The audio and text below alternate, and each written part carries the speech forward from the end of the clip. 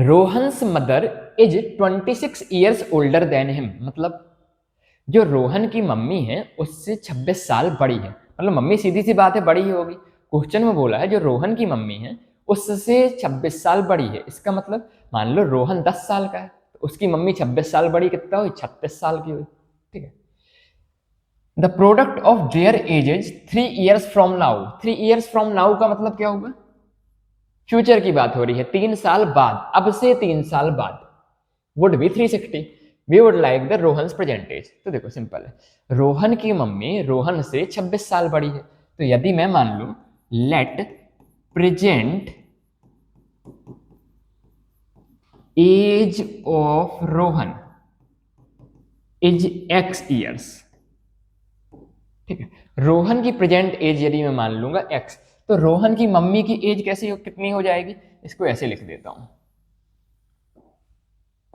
एक कौन है रोहन और दूसरा कौन है रोहन्स मदर। अब मदर का नाम इन्होंने बताया नहीं था तो हम रोहन्स मदर ही लिख लेते हैं। ठीक है, इनकी प्रेजेंट एज की बात करें, यदि हम इनकी प्रेजेंट एज की बात करते हैं तो प्रेजेंट में रोहन की एज पूछी है हमसे, तो रोहन की एज में मान लेता हूं एक्स, और रोहन की मम्मी इससे 26 साल बड़ी है तो रोहन की मम्मी की एज कितनी हो जाएगी, एस प्लस 26। इतना समझ में आता है क्या?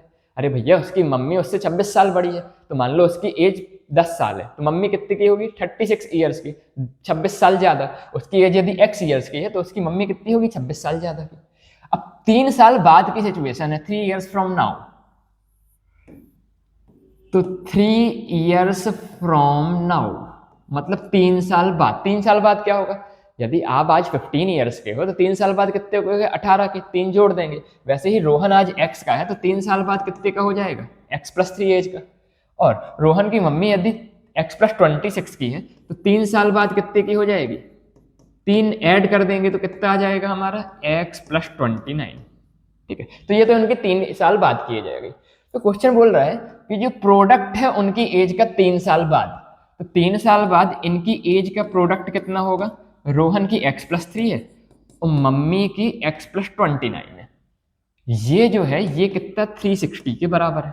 ठीक है, 3 साल बाद इनकी एज का प्रोडक्ट 360 के बराबर हुआ है, जैसा क्वेश्चन ने बोला था वैसे हमने लिख लिया। अब क्वाड्रेटिक इक्वेशन बना लेते हैं। देखो x से मल्टीप्लाई होकर एक्स स्क्वायर, x 29 से मल्टीप्लाई होकर 29x, 3x से मल्टीप्लाई होकर 3x, 329 से मल्टीप्लाई होकर 87 equal to 360। Next x square, 29 और 3 कितना 32x। अब देखो 87 माइनस 360। ठीक है, 360 इस तरफ आएगा तो माइनस में होगा, 87 प्लस में है मतलब दोनों का सब्ट्रैक्शन होगा। 360 बड़ा है तो आंसर किस में आएगा, माइनस में। अब 360 में से 87 माइनस करते हैं तो 360 में पहले 60 माइनस किया तो कितना होगा 300, 27 और माइनस करेंगे तो कितना बचेगा 273 इक्वल टू 0।